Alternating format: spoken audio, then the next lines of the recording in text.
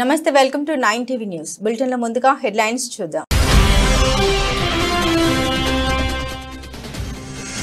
Mauritius అధ్యక్షుడికి పవిత్ర గంగా జలాన్ని కానుకగా ఇచ్చిన నరేంద్ర మోదీ. గంగా జలంతో పాటు పలు బహుమతులు అందజేసిన మోదీ.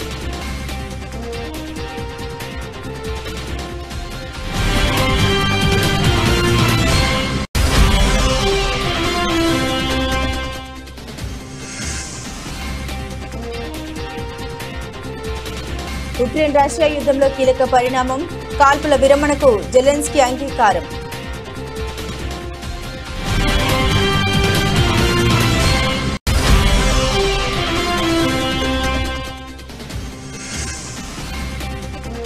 తమిళనాడు సహా దక్షిణాది రాష్ట్రాల్లో సీట్లు పెరుగుతాయన్న రాజ్నాథ్ సింగ్. అభ్యంతరాలు ఉంటే ఆ అంశాలను స్టాలిన్ లేవనెత్తవచ్చన్న కేంద్ర మంత్రి.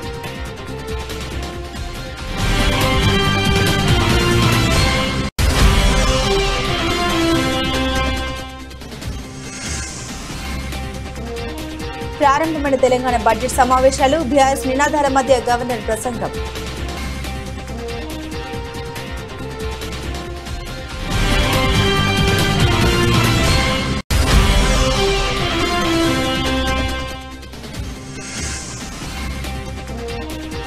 ప్రతి కార్యకర్తకి అండగా ఉంటా. వైసీపీ ఆవిర్భావ దినోత్సవ సందర్భంగా జగన్.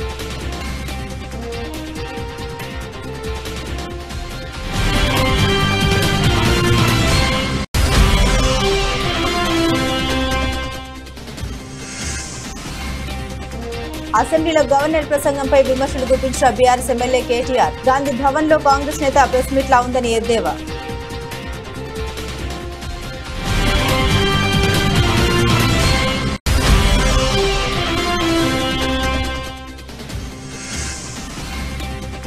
ఐదేళ్లలో ప్రపంచమంతా చూసేలా ఏపీలో మోడల్ ఎడ్యుకేషన్. శాసనసభలో మంత్రి లోకేష్ వెల్లడి.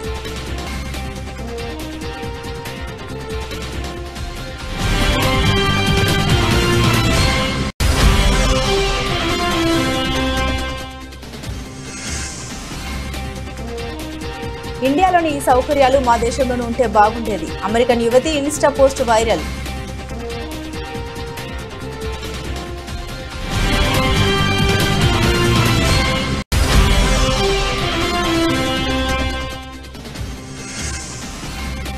కాశీ నేపథ్యంలో మహేష్ రాజమౌళి సినిమా.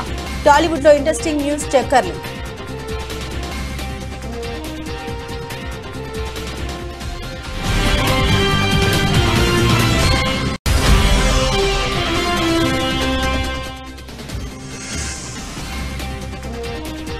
తగ్గిన ధరలకు బ్రేక్. మళ్లీ పెరిగిన బంగారం వెండి.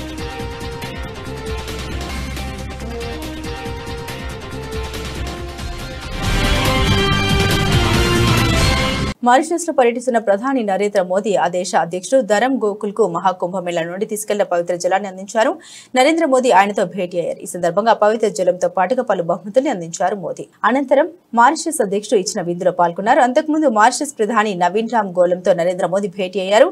ఆ దేశ జాతిపిత శివో సాగర్ రామ్ గోలం పేరు మీద ఏర్పాటు చేసిన బొటానికల్ గార్డెన్ ను వారు సందర్శించారు.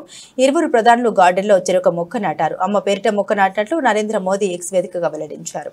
గ్లోబల్ సౌత్ అయిన హిందూ మహాసముద్రమైన లేదా ఆఫ్రికా ఖండమైన మారిషస్ మా ముఖ్యమైన భాగస్వామి అని ప్రధాని మోదీ అన్నారు. 10 సంవత్సరాల క్రితం మారిషస్ లో విజన్ సాగర్ లేదా ప్రాంతంలో అందరికీ భద్రత మరియు వృద్ధి పునాది రాయి వేయబడిందన్నారు. ఈ మొత్తం ప్రాంతం యొక్క స్థిరత్వం మరియు శ్రేయస్సు కోసం మేము సాగర్ విజన్ తో ముందుకు వచ్చామని తెలిపారు. గ్లోబల్ సౌత్ కోసం మా దృష్టి ఉంటుంది. మహాసాగర్ అంటే ప్రాంతాల్లో భద్రత మరియు వృద్ధి కోసం పరస్పర మరియు సంపూర్ణ అభివృద్ధి చేస్తామని ప్రధాని తెలిపారు. हिंद महासागर हो या अफ्रीका भूभाग, मॉरिशस हमारा महत्वपूर्ण साझेदार है. 10 वर्ष पहले विजन सागर यानी security and growth for all in the region की आधारशिला यहीं मॉरिशस में रखी गई थी. इस पूरे क्षेत्र की स्थिरता और समृद्धि के लिए हम सागर विजन लेकर चले हैं. आज इसको आगे बढ़ाते हुए मैं कहना चाहूंगा कि ग्लोबल साउथ के लिए हमारा विजन रहेगा सागर से आगे बढ़कर के महासागर, यानी mutual and holistic advancement for security and growth across regions. इसमें trade for development, capacity building for sustainable growth और mutual security for shared future की भावना समाहित है। इसके तहत टेक्नोलॉजी शेयरिंग, कंसेशनल लोन और ग्रांट के माध्यम से सहयोग किया जाएगा। రష్యా ఉక్రెయిన్ మధ్య 3 ఏళ్లుగా జరుగుతున్న యుద్ధంలో కీలక పరిణామం చోటు చేసుకుంది. అమెరికా ప్రతిపాదించిన 30 రోజుల కాల్పుల విరమణ ఒప్పందానికి ఉక్రెయిన్ అంగీకరించింది. జెడ్డాలోని ఓర్నాడ్ హోటల్లో దాదాపు 9 గంటల పాటు జరిగిన చర్చల అనంతరం ఈ ప్రతిపాదనకు కీవ్ ఆమోదం తెలిపింది. ఉక్రెయిన్కు మిలిటరీ సహాయం నిలిపివేస్తున్నట్లు ఇటీవల ప్రకటించిన డొనాల్డ్ ట్రంప్ ప్రభుత్వం తాజాగా దాన్ని పునరుద్ధరించిన నేపథ్యంలో ఈ పరిణామం చోటు చేసుకోవడం గమనార్హం. కాల్పుల విరమణకు కీవ్పై ట్రంప్ తీవ్ర ఒత్తిడికి తీసుకొచ్చిన నేపథ్యంలో ఉక్రెయిన్ దిగొచ్చింది. ఈ నేపథ్యంలో ఉక్రెయిన్ అధికారులు సౌదీ అరేబియాలో చర్చలకు మొగ్గు చూపడం ద్వారా రాజకీయ ఆసక్తి కనబరిచారు. వైమానిక సముద్ర దాడులపై పాక్షిక సంధిని ప్రతిపాదించారు. వేలాది మందిని బలిగొన్న యుద్ధానికి 4 రోజుల పాటు ఫుల్ స్టాప్ పెట్టాలన్న ప్రతిపాదనకు కీవ్ అంగీకరించినట్లు ట్రంప్ యంత్రాంగం పేర్కొంది. మేము ఒక ఆఫర్ను తీసుకొచ్చాం, ఉక్రెయిన్ అందుకు అంగీకరించింది. కాల్పుల విరమణ పాటించడంతో పాటు తక్షణ చర్యలకు ముందుకొచ్చిందని అమెరికా విదేశాంగ మంత్రి మార్కో రూబియో పేర్కొన్నారు. చర్చలకు ఉక్రెయిన్ దిగొచ్చిన నేపథ్యంలో రష్యా అధ్యక్షుడు పుతిన్ కూడా దీనికి అంగీకరిస్తారని ట్రంప్ ఆశాభావం వ్యక్తం చేశారు. నియోజకవర్గాల పునర్విభజనతో దక్షిణాది రాష్ట్రాలకు అన్యాయం జరుగుతుందనే వాదనలో నిజం లేదని కేంద్ర మంత్రి రాజ్నాథ్ సింగ్ అన్నారు. తమిళనాడు సహా ఆంధ్రప్రదేశ్, కర్ణాటక, కేరళలో కూడా సీట్ల సంఖ్య పెరుగుతుందని ఆయన తెలిపారు. పునర్విభజనతో దక్షిణాది రాష్ట్రాలకు అన్యాయం జరుగుతుందని తమిళనాడు, తెలంగాణ, కేరళ రాష్ట్రాల్లోని ప్రభుత్వాలు ఆందోళన వ్యక్తం చేస్తున్నాయి. పార్లమెంట్లో తమిళనాడుకు ప్రాతినిధ్యం తగ్గుతుందని స్టాలిన్ అంటున్నారు. ఈ నేపథ్యంలో రాజ్నాథ్ సింగ్ స్పందించారు. నియోజకవర్గాల పునర్విభజన ప్రక్రియ ప్రణాళికబద్ధంగా కొనసాగుతుందని భావిస్తున్నామని కేంద్ర మంత్రి అన్నారు. అభ్యంతరాలు ఏమైనా ఉంటే స్టాలిన్ కు ఆ అంశాలను లేవనెత్తే స్వేచ్ఛ ఉందని ఆయన అన్నారు. సంబంధిత అధికారులు చర్చ జరుపుతారని, నిర్ణయం న్యాయంగా ఉంటుందని అన్నారు. శాసనసభ లేదా లోక్సభ ఏదైనా నియోజకవర్గాల పునర్విభజన తర్వాత సీట్ల సంఖ్య పెరగడం సహజమే అన్నారు. తెలంగాణలో అసెంబ్లీ బడ్జెట్ సమావేశాలు ప్రారంభమయ్యాయి. ఉభయ సభలను ఉద్దేశించి గవర్నర్ జిష్ణుదేవ్ వర్మ ప్రసంగించారు. ఆయన ప్రసంగిస్తున్న సమయంలో పలుమార్లు ప్రతిపక్ష బీఆర్ఎస్ సభ్యులు నినాదాలు చేశారు. వారి నినాదాల మధ్య గవర్నర్ తన ప్రసంగాన్ని కొనసాగించారు. గవర్నర్ ప్రసంగంలో రుణమాఫీ, రైతు భరోసా, పంటలకు 500 రూపాయల బోనస్, కృష్ణా జిల్లాల అంశాలు వచ్చినప్పుడు బీఆర్ఎస్ సభ్యులు నినాదాలు చేశారు. తెలంగాణలో ప్రజల కేంద్రంగా పాలన సాగుతుందని గవర్నర్ అన్నారు. రాష్ట్ర అభివృద్ధితో పాటుగా అన్ని వర్గాల అభ్యున్నతికి తమ ప్రభుత్వం కట్టుబడి ఉందని తెలిపారు. రైతులు, మహిళలు, యువతకు అన్ని విధాలుగా సహకారం అందిస్తున్నట్టు తెలిపారు. రాష్ట్ర ప్రజల సహకారానికి ప్రభుత్వం బడ్జెట్ ను ప్రవేశపెడుతుంది ఆయన తెలిపారు. రుణమాఫీ సహా అన్ని హామీలను అమలు చేస్తున్నామని తెలిపారు. తెలంగాణ రైతులు రాష్ట్రానికి ప్రాణం వంటి వారిని, రైతుల స్వేదం, కష్టం మన ప్రజల్ని పోషిస్తోందని తెలిపారు. 260 లక్షల మెట్రిక్ టన్నుల వరి ఉత్పత్తితో దేశంలోని తెలంగాణ రికార్డు సృష్టించిందని తెలిపారు. ఇది మన రైతుల స్థిరత్వం, అంకిత భావానికి నిదర్శనమని తెలిపారు. 2 లక్షల వరకు రుణమాఫీని అమలు చేస్తున్నట్టు తెలిపారు. రైతు భరోసా కింద నేరుగా ఆర్థిక సహాయం అందిస్తున్నామన్నారు. My government envisions a Telangana where inclusive development, innovation and sustainable progress go hand in hand by embracing technological advancements, strengthening social welfare and fostering economic opportunities for all. We are committed to shaping a future that is both prosperous and equitable for every citizen of our state. As we move forward, our vision for Telangana is one of shared growth, technological advancement and equitable progress. A model state that stands as a beacon of development and prosperity. Honoring Telangana's identity and legacy. Telangana is not just a geographical entity. It is an emotion, a symbol of struggle, resilience, and unyielding determination. Our culture is deeply rooted in history and tradition, but our vision is forward-looking and progressive. Recognizing the contributions of Telangana's greatest voices, the government is planning to honor literary and cultural legends like Gaddar, Guda, Anjaya, Bandi, Yadadgiri and others. This is not just a recognition of their talent, it is a tribute to the voices that echoed the aspirations of our people. The adoption of Jaya Jaya Hai Telangana Janani Jaya Ketanam as the state song is a celebration of the past. Song is a celebration of the past, present and future of Telangana. The Telangana song not only honors the struggles and sacrifices that led to the formation of the state, but also instills hope and inspiration for the future. The song envisions a Telangana that is progressive, prosperous and inclusive, reminding every citizen of their role in shaping a brighter tomorrow. కన్ను మూసి తెరచలోగా ఏడాది సమయం గడిచిపోయిందని మరో 3-4 ఏళ్లు గడిస్తే మళ్లీ YCP అధికారంలోకి వస్తుందని ఆ పార్టీ అధినేత జగన్ అన్నారు. ప్రతిపక్షంలో కూర్చోవడం వైసీపీకి కొత్త కాదని గతంలో 10 ఏళ్లు ప్రతిపక్షంలో ఉన్నామని తెలిపారు. వైసీపీ ఆవిర్భావ దినోత్సవాన్ని పురస్కరించుకుని తాడేపల్లిలోని వైసీపీ కేంద్ర కార్యాలయంలో పార్టీ జెండాను జగన్ ఆవిష్కరించారు. అనంతరం పార్టీ శ్రేణులను ఉద్దేశించి మాట్లాడారు. ఈ వ్యాఖ్యలు చేశారు. ప్రజల కష్టాల నుండి పుట్టిన పార్టీ వైసీపీ అని జగన్ అన్నారు. వైసీపీ ఆవిర్భవించి 15 ఏళ్లు అవుతుందని తెలిపారు. గత వైసీపీ ప్రభుత్వంలో అన్ని వర్గాలను అక్కడ చేర్చుకున్నామని తెలిపారు. వైసీపీ చెప్పిందంటే తప్పకుండా చేస్తుందని నమ్మకం ప్రజల్లో ఉందని తెలిపారు. కూటమి ప్రభుత్వం వచ్చిన తర్వాత అన్ని వ్యవస్థలు నిర్వీర్యం అయ్యాయని విమర్శించారు. ప్రజల గొంతుకగా వైసీపీ పోరాడుతోందని తెలిపారు. వసతి దీవెనకు ఏడాదికి 1100 కోట్లు, ఫీజు రియంబర్స్మెంట్ కు 2800 కోట్లు కావాలని, అయితే కూటమి ప్రభుత్వం గత ఏడాది కేవలం 700 కోట్లు విడుదల చేసి చేతులు దులుపుకుందని మండిపడ్డారు. పిల్లలకు కేటాయింపులు చేయాల్సింది పోయి వారిని ఇబ్బందులకు గురి చేశారని విమర్శించారు. దేశ చరిత్రలో ఏ రాష్ట్రంలో ఏ పార్టీ చేయనంత సంక్షేమ అభివృద్ధిని వైసీపీ ప్రభుత్వం అందించిందని అన్నారు. ఈ రోజు నిర్వహిస్తున్న పోరుబాటులో పాల్గొంటున్న యువత వారి తల్లిదండ్రులకు కృతజ్ఞతలు తెలుపుతున్నామని తెలిపారు. ఇన్నేళ్లుగా వైసీపీతో కలిసి నడుస్తున్న ప్రతి కార్యకర్తకు అండగా ఉంటామని జగన్ భరోసా ఇచ్చారు. వైఎస్ఆర్సీపీ స్థాపించి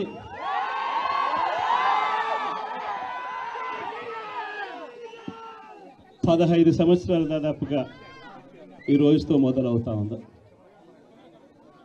ఈ 15 సంవత్సరాల ఈ వైఎస్ఆర్సీపీ ప్రయాణంలో మొట్టమొదటి రోజు నుంచి ఈ పార్టీ పుట్టింది కష్టాల్లో నుంచే పుట్టింది. ప్రజల కష్టాలను వైఎస్ఆర్సీపీ పార్టీ తమ కష్టాలుగా భావించి ప్రజల తరపున వాయిస్ ఆఫ్ ది వాయిస్లెస్ కింద ప్రతి అడుగులోనూ పోరాటం చేస్తూనే వస్తూ ఉంది వైఎస్ఆర్సీపీ. ఈరోజు ప్రతిపక్షంలో మనం కూర్చోవడం కొత్త కాదు. ఈ 15 ఏళ్ల మన ప్రయాణంలో 10 సంవత్సరాలు మనం ప్రతిపక్షంలోనే ఉన్నాం. దీటైన సమాధానం అధికారంలో ఉన్న వాళ్ళకు ఎప్పుడు ఇస్తూనే వచ్చాం. కళ్ళు మూసుకొని కళ్ళు తెరిచేసరికి సంవత్సరం అయిపోయింది. ఇప్పటికే మరో 3 సంవత్సరాలు 4 సంవత్సరాలలో మళ్ళీ ఈసారి వచ్చేది మళ్ళీ వైఎస్ఆర్సీపీ పార్టీనే.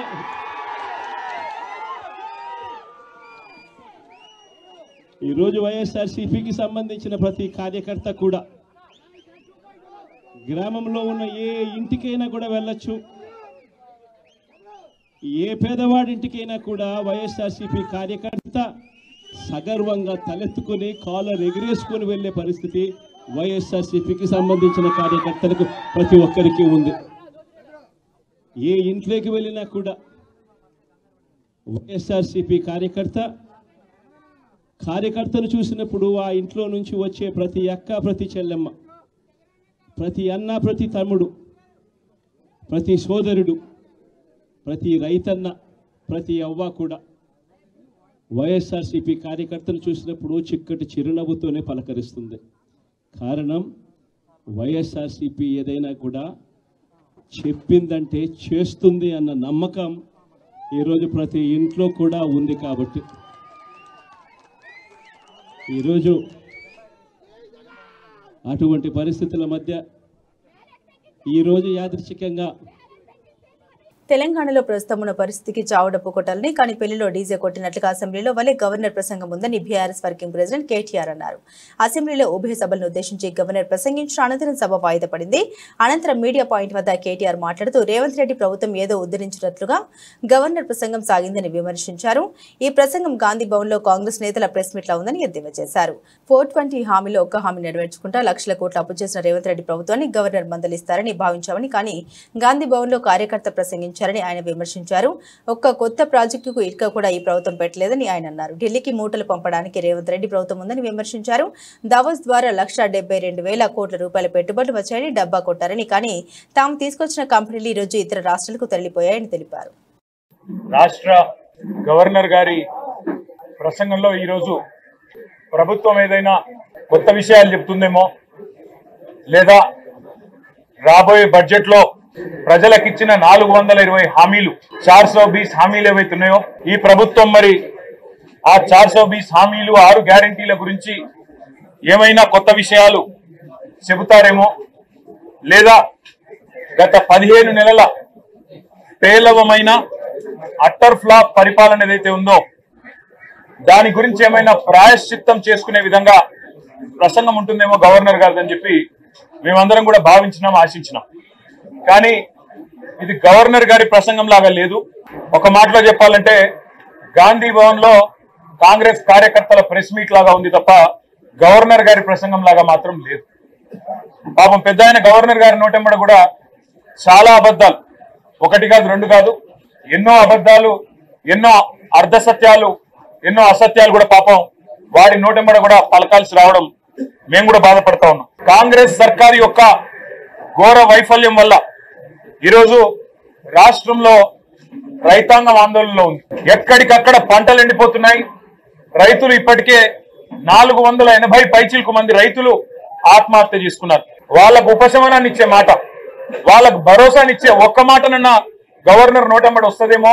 పంటలు ఎండిపోకుండా కాపాడుతాం, నీళ్లు ఇస్తాం, బుద్ధి తెచ్చుకున్నాం, ఇకనైనా బుద్ధితో మెదులుతామని చెప్పి ఒక్క మాటన్నా చెప్తారేమో అనుకున్నాం. ఒక్క మాట కూడా వారి నోటెంబడ రాలేదు. అసలు ఈ రోజు వరకు రాష్ట్రంలోని ఏ గ్రామంలో కూడా 25 నుంచి 30% మించి రుణమాఫీ జరగలేదు. ఇది నిర్వివాదం. అధికారులు, ఉపాధ్యాయులు, ప్రజాప్రతినిధులు, తల్లిదండ్రుల సహకారంతో రాబోయే 5 ఏళ్లలో ప్రపంచమంతా మనవైపు చూసేలా ఏపీ మోడల్ ఎడ్యుకేషన్ తెస్తామని రాష్ట్ర విద్యా, ఐటీ, ఎలక్ట్రానిక్స్ శాఖల మంత్రి నారా లోకేష్ పేర్కొన్నారు. విద్యాశాఖ బడ్జెట్ డిమాండ్స్ పై శాసనసభలో జరిగిన చర్చలో మంత్రి లోకేష్ విద్యారంగ సమస్యలు, పరిష్కారాలు, సంస్కరణలపై సుదీర్ఘంగా ప్రసంగించారు. కూటమి ప్రభుత్వం వచ్చాక కష్టమైన విద్యాశాఖను కోరుకున్నామని, కేజీ టు పీజీ ప్రక్షాళన చేయాలని భావించామని అన్నారు. ఎన్ఐఆర్ఎఫ్ ర్యాంకింగ్ లో 9 నుండి 3కు టాప్ 100 ర్యాంకింగ్స్ లో ఏపీ వర్సిటీలు ఉండాలని సీఎం చెప్పారని తెలిపారు. కేజీ టు పీజీ కరికులం మొత్తం మేము రీవ్యాంప్ చేస్తున్నాం అధ్యక్ష. సో మీరు చూస్తే అధ్యక్ష, నాకు తెలిసినంత వరకు ఆంధ్ర రాష్ట్ర చరిత్రలో మొదటిసారి హెచ్ఆర్డి సెక్రటరీ గారు ఉన్నారు అధ్యక్ష. గతంలో స్కూల్ ఎడ్యుకేషన్ సెక్రటరీ ఉండేవారు, హైయర్ ఎడ్యుకేషన్ సెక్రటరీ ఉండేవారు, స్కిల్ డెవలప్మెంట్ సెక్రటరీ. ఒకరు మాట్లాడుకునేవారు కాదు, ఒకరు ఒక పాలసీ ఇస్తున్నారు, అది వేరే విరుద్ధంగా ఉండేది అధ్యక్ష. ఇట్లా కాకుండా మొత్తం టైం చేసేదానికి నేను గౌరవ ముఖ్యమంత్రి గారిని కోరి సింగిల్ సెక్రటరీ ఇవ్వండి సార్, నాకు చాలా ఈజీగా ఉంటుందని నేను చెప్పాను. సో కేజీ నుంచి పీజీ వరకు కూడా చాలా సిస్టమేటిక్ గా మేము చేస్తాం జరుగుతుంది అధ్యక్ష. అంతేకాకుండా అధ్యక్ష, గతంలో కూడా చెప్పాను అధ్యక్ష, నేను మా అధికారులందరినీ ఇతర రాష్ట్రాలకు పంపించా, మహారాష్ట్రకు పంపిస్తే చాలా అద్భుతమైన ఒక యాక్షన్ ప్లాన్ తీసుకున్నారు అధ్యక్ష. ఎందుకంటే పిల్లలు కూడా పుస్తకాలు వెయిట్ తగ్గించాల్సిన బాధ్యత మన పైన ఉంది. సో ఇప్పుడు ఏం చేసామంటే సెమిస్టర్ వారిగా పుస్తకాలు ఇస్తాం అధ్యక్ష. నా దగ్గర ఉంది ఇది ఫస్ట్ సెమిస్టర్ పుస్తకాలు నా దగ్గర ఉంది అధ్యక్ష. క్లాస్ 1 ఇది ఫస్ట్ సెమిస్టర్ అంతే. 3 సబ్జెక్ట్స్ దీంట్లోనే, తెలుగు, ఇంగ్లీష్, అదే విధంగా మనకి మ్యాథ్స్, 3 ఒకే పుస్తకాలు ఉన్నాయి అధ్యక్ష. చాలా నీట్ గా బైండ్ చేసాం. ఇది వచ్చేసి టెక్స్ట్ బుక్ అధ్యక్ష, ఇది వర్క్ బుక్ అంతే. 2 పుస్తకాలు తీసుకెళ్తే చాలా అధ్యక్ష. పిల్లలు ఎలాంటి భారం అవసరం లేదు అధ్యక్ష. దీంట్లో కూడా చూస్తే అధ్యక్ష, క్లాస్ 1 కి గతంలో 8 పుస్తకాలు ఇస్తే ఇప్పుడు 4 ఇవ్వగలుగుతున్నాం. క్లాస్ 2 కి 8 ఇస్తే 4, క్లాస్ 3 కి వచ్చేగల 12 పుస్తకాలు ఉండేది, ఈ ఆప్టిమైజేషన్ 8 అయింది. క్లాస్ 4 కి వచ్చేగల 12, 8, క్లాస్ 5 వచ్చేగల 12, 8 అయింది అధ్యక్ష. అట్లా పుస్తకాలు వెయిట్ తగ్గించాలి, సెమిస్టర్ వారికి ఇస్తే పిల్లలు ఇది మోయాల్సిన అవసరం లేదు. ఊకే డెడ్. తెలంగాణ ముఖ్యమంత్రి రేవంత్ రెడ్డిని ప్రముఖ సినీ నటుడు మంచు మోహన్ బాబు, ఆయన తనయుడు మంచు విష్ణు కలిశారు. ముఖ్యమంత్రికి శాల్వా కప్పి సన్మానించారు. ముఖ్యమంత్రితో భేటీకి సంబంధించిన ఫోటోలను మంచు విష్ణు తన ఎక్స్ ఖాతా వేదికగా పంచుకున్నారు. తెలంగాణ ముఖ్యమంత్రి రేవంత్ రెడ్డిని కలిసే అవకాశం తమకు లభించిందని మంచు విష్ణు పేర్కొన్నారు. పలు ముఖ్యమైన అంశాలపై ఆయనతో చర్చించడం ఆనందంగా ఉందని రాసుకొచ్చారు. తెలుగు చలనచిత్ర పరిశ్రమ అభివృద్ధికి ఆయన చూపిన చొరవకు, నిబద్ధతకు ధన్యవాదాలని తెలిపారు. నిరుద్యోగ యువత కోసం రాష్ట్ర ప్రభుత్వం కొత్త పథకాన్ని ప్రకటించింది. ఎస్సీ, ఎస్టీ, బీసీ, మైనార్టీ నిరుద్యోగ యువత కోసం రాజు యువ వికాసం పథకాన్ని ప్రవేశపెడుతున్నట్లు ఉప ముఖ్యమంత్రి భట్టి విక్రమార్క తెలిపారు. ఎస్సీ, ఎస్టీ, బీసీ, మైనార్టీ కార్పొరేషన్ల ద్వారా 5 లక్షల మంది యువతకు ఈ పథకం కింద స్వయం ఉపాధి అవకాశాలు లభిస్తాయని తెలిపారు. చాకలి ఐలమ్మ మహిళా యూనివర్సిటీలో ఏర్పాటు చేసిన విలేకరుల సమావేశంలో భట్టి మాట్లాడారు. గత బీఆర్ఎస్ సర్కార్ నిరుద్యోగ యువతను పూర్తిగా విస్మరించిందన్నారు. కార్పొరేషన్లకు నిధులు ఇవ్వకుండా నిర్లక్ష్యం చేసిందని ఆరోపించారు. కాంగ్రెస్ ప్రభుత్వం రాగానే యువతకు స్వయం ఉపాధి పథకాలను అందించాలని సీఎం రేవంత్ రెడ్డి నిర్ణయం తీసుకున్నారన్నారు. ఎస్సీ అభివృద్ధి, గిరిజన సంక్షేమ శాఖలు సీఎం వద్ద, బీసీ సంక్షేమ శాఖ పొన్నం ప్రభాకర్ వద్ద ఉన్నాయని తెలిపారు. యువతకు స్వయం ఉపాధి కల్పించాలన్న ఉద్దేశంతో వారు కార్యాచరణ ప్రణాళిక రూపొందించారన్నారు. ఇప్పటికే టీజీపీఎస్సీ ద్వారా ఉద్యోగాన్ని భర్తీ చేస్తూ నిరుద్యోగులకు ఉద్యోగ అవకాశాలు కల్పిస్తున్నామని, ఇంకా మిగిలిపోయిన వారికి స్వయం ఉపాధి పథకాలను అందించాలని నిర్ణయించామని తెలిపారు. ఉపయోగపడేటట్టుగా 6,000 కోట్ల రూపాయలతో 6,000 crores 6,000 కోట్ల రూపాయలతో ఈ అన్ఎంప్లాయిడ్ యూత్ కోసం రాజీవ్ యువ వికాసం పేరుతో రేపు 15 మార్చి 2025 నుంచి 15 మార్చి 2025 నుంచి ఈ కార్పొరేషన్స్ అప్లికేషన్స్ ఇన్వైట్ చేస్తూ ఉన్నారు. Notification state level on 15th March 2025. ఈ అన్ఎంప్లాయిడ్ యూత్ అంతా కూడా ఇచ్చినటువంటి నోటిఫికేషన్ ఆధారం చేసుకొని 15th March 2025 నుంచి 5th April 2025 వరకు, అంటే కనీసం 20 days వాళ్ళు అన్ఎంప్లాయిడ్ యూత్ అప్లికేషన్స్ అప్లై చేసుకోవడానికి సమయం ఇచ్చి సెలక్షన్ ఆఫ్ బెనిఫిషరీస్ని 6th April 2025 నుండి 31st May 2025 కల్లా కంప్లీట్ చేస్తారు. దానికంటే కాంగ్రెస్ ప్రభుత్వాన్ని నిలదీస్తున్న వారిపై అక్రమ కేసులు వేధింపులు కొనసాగుతున్నాయి. తాజాగా ఇద్దరు మహిళా జర్నలిస్టు రేవతి, తన్విని పోలీసులు అరెస్టు చేశారు. బుధవారం ఉదయం 4 గంటల సమయంలో 12 మంది మఫ్టీ పోలీసులు రేవతి ఇంటికి వెళ్లారు. ఆమెను అదుపులోకి తీసుకున్నారు. జర్నలిస్టు రేవతి ఫోన్, ఆమె భర్త దర్శకుడు చైతన్య దంతులూరి ఫోన్, ల్యాప్టాప్ సైతం బలవంతంగా పోలీసులు తీసుకెళ్లారు. అలాగే రేవతికి చెందిన పల్స్ యూట్యూబ్ ఆఫీసును సీజ్ చేశారు. రైతు బంధు రావట్లేదని ఒక రైతు మాట్లాడిన వీడియో ప్రసారం చేసినందుకు గాను అక్రమ కేసులు బనాయించి రేవతిని అరెస్టు చేసినట్లు తెలుస్తోంది. Hi, I know my face looked like this because I just woke up from my sleep. ఒక అరగంట అయింది. ఇంటికి టైం ఇప్పుడు అబౌట్ 5:15 అవుతుంది. ఒక హాఫ్ అన్ అవర్ క్రితం పోలీసులు వచ్చారు ఇంటికి. So they might pick me and take me. I thought I should tell everybody. So please, one thing is clear. Revanth Reddy wants to silence me or threaten me, or even, put pressure on my family. Let's see what happens. Bye. America అంటే భూతల స్వర్గమని చాలా మంది భారతీయుల నమ్మకం. ఆ దేశంలో settle కావాలనేది చాలా మంది కల. అక్కడ లేని సౌకర్యం అంటూ లేదని పౌరులు సుఖంగా జీవిస్తున్నారని భావిస్తుంటారు. అయితే అగ్రరాజ్యంలో లేని చాలా సదుపాయాలు మన భారతదేశంలోనే ఉన్నాయని, ఇక్కడున్న సదుపాయాలు అమెరికాలోనూ ఉండి ఉంటే ఎంత బాగుండేదోనని ఓ యువతి చెబుతుంది. అమెరికా సిటిజన్ అయిన సదరు యువతి ప్రస్తుతం భారత్లో పర్యటిస్తుంది. మన దేశానికి ప్రత్యేకమైన 10 సౌకర్యాలను ప్రస్తావిస్తూ అమెరికాకు ఈ సదుపాయాలు అవసరమని చెప్పింది. ఈ మేరకు ఇన్స్టాలో ఓ వీడియో పోస్టు చేసింది. ప్రస్తుతం సోషల్ మీడియాలో వైరల్ గా మారిన ఈ పోస్ట్ లో ఏముందంటే, నరేంద్ర మోదీ సర్కార్ ప్రతిష్టాత్మకంగా తీసుకొచ్చిన డిజిటల్ పేమెంట్స్ వ్యవస్థ అమెరికాకు ఎంతో అవసరమని యుఎస్ సిటిజన్ క్రిస్టియన్ ఫిషర్ తెలిపారు. డిజిటల్ ఐడి యూపీఐ వ్యవస్థతో నగదు వెంట తీసుకెళ్లే ఇబ్బంది తప్పిందని, భారతీయులకు ఇది మంచి సదుపాయమని వివరించారు. చేతిలో ఫోన్ ఉంటే చాలు మొత్తం బ్యాంకింగ్ వ్యవహారాలని చక్కబెట్టుకోవచ్చని అన్నారు. ఒక అమెరికా మాత్రమే కాదు, మొత్తం ప్రపంచం ఈ విధానాన్ని అమలు చేయాలని అభిప్రాయపడ్డారు. మన దేశంలోని పట్టణాల్లో అడుగడుగున కనిపించే ఆటోలు అమెరికాలోనూ ఉంటే ఎంచక్క తక్కువ ఖర్చుతో వేగంగా ప్రయాణం చేసే వీలు ఉండేదని ఫిషర్ చెప్పుకొచ్చారు. అనారోగ్యానికి గురైతే ఎలాంటి అపాయింట్మెంట్ లేకుండా నేరుగా వైద్యుని కలిసే అవకాశం ఇండియాకు మాత్రమే సొంతమని, అమెరికాలో డాక్టర్ను కలుసుకోవాలంటే కనీసం వారం ముందు అపాయింట్మెంట్ తీసుకుని బుక్ చేసుకోవాలని, ఒక్కోసారి డాక్టర్ అపాయింట్మెంట్ కోసం నెలల తరబడి వేచి ఉండాల్సిన పరిస్థితి ఉందని తెలిపారు.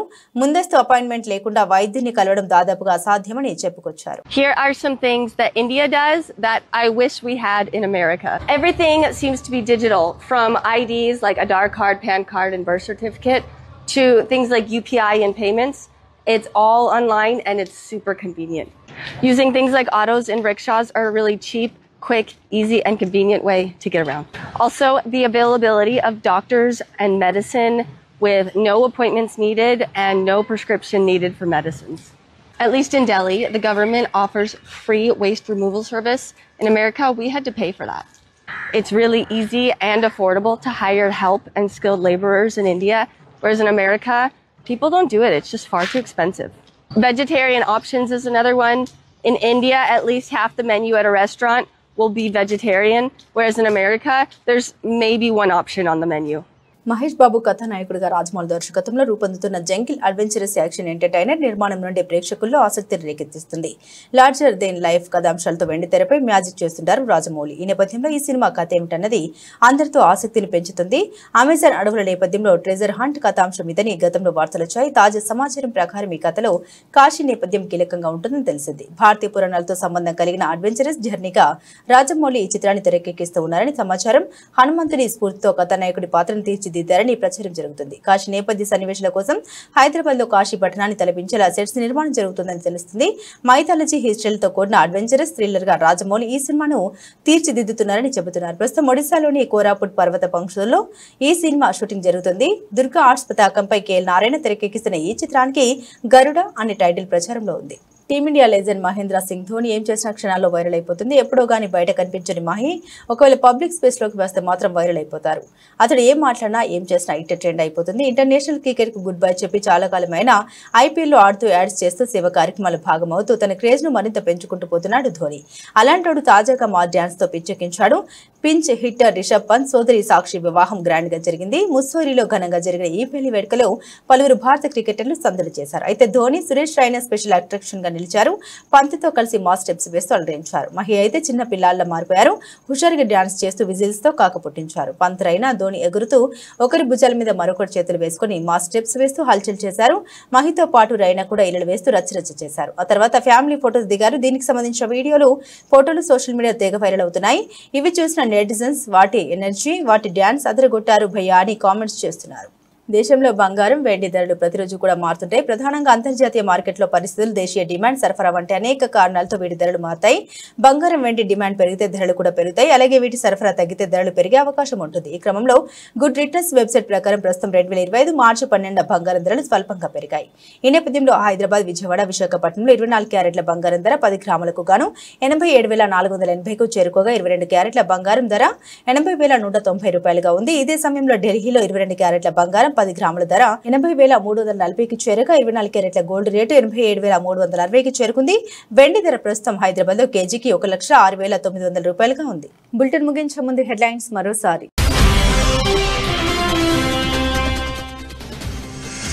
మారిషస్ అధ్యక్షుడికి పవిత్ర గంగా జలాన్ని కానుకగా ఇచ్చిన నరేంద్ర మోదీ. గంగా జలంతో పాటు పలు బహుమతులు అందజేసిన మోదీ.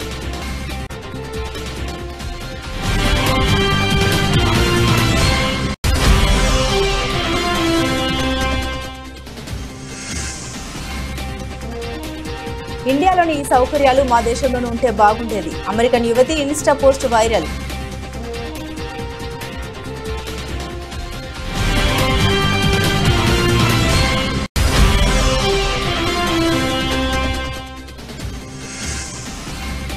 కాశీ నేపథ్యంలో మహేష్ రాజమౌళి సినిమా.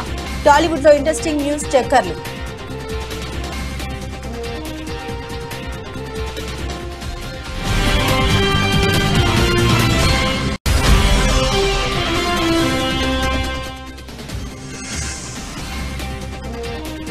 తగ్గిన ధరలకు బ్రేక్, మళ్లీ పెరిగిన బంగారం వెండి.